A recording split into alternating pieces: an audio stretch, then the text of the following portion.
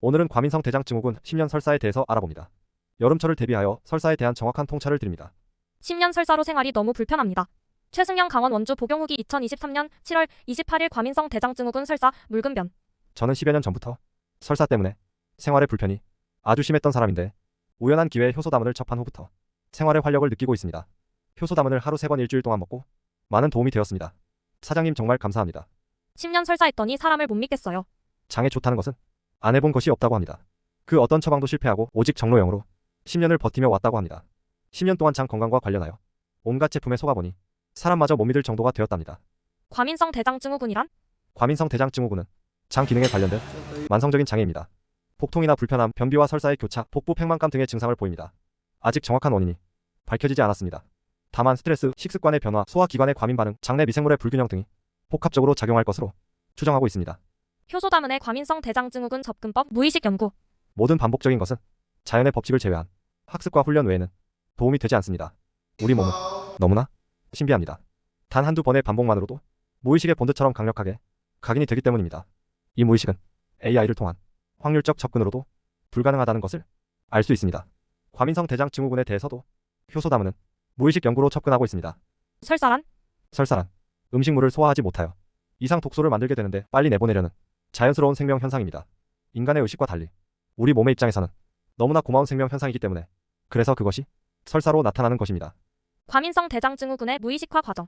과민성 대장증후군 역시 자연스러운 생명 현상입니다. 그만큼 과민하게 작동해야만 우리 몸을 지킬 수 있었던 것입니다. 심지어 식사 중에도 무의식이 작동해서 설사를 유발하여 화장실을 찾게 되는 경우도 있습니다.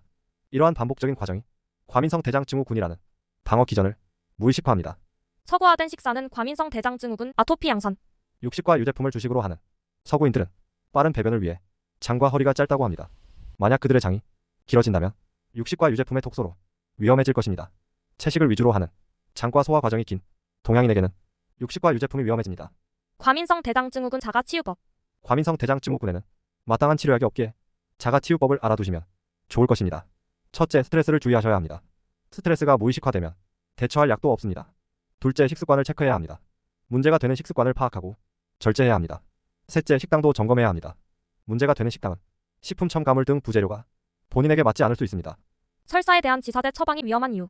설사에 대한 지사제 처방은 반드시 의사의 처방을 받아야 합니다. 지난해에도 식중독으로 인한 설사에 지사제를 처방받아 폐혈증으로 사망한 경우도 있었습니다. 식중독균이나 곰팡이류의 독소에 주의하십시오. 이러한 세균이나 독소로 인한 설사에는 지사제 사용은 매우 위험합니다. 그 이유는 세균이나 독소를 설사를 통해 빨리 배출해야 하기 때문입니다. 과민성 대장증후군의 효소담은 추천 요소. 과민성 대장증후군은 무의식도 고려해야 하며 결코 쉽지 않은 매우 복잡한 상태입니다. 아침 황치료소, 점심 커큐민 요소, 저녁 바다솔 효소를 추천드립니다. 스트레스가 심한 분들은 황치 요소를 별도로 수시로 중간중간에 추가하여 드시는 것을 추천드립니다. 스트레스로 인한 수면 문제에는 떡실신 요소를 추가로 추천합니다. 그럼 장이 좋아지면 과민성 대장증후군도 좋아질까? 인간의 뇌와 장은 장과 뇌의 축을 통해 서로 연결되어 있습니다. 장이 좋아지면 스트레스 호르몬과 신경 전달 물질의 분비를 줄일 수 있습니다. 또한 수백 조개의 장내 미생물은 스트레스, 염증, 면역 등과도 밀접한 관련이 있습니다. 왜? 효소다문은 무의식을 강조할까? 스트레스가 만병의 근원인 것은 널리 알려진 사실입니다.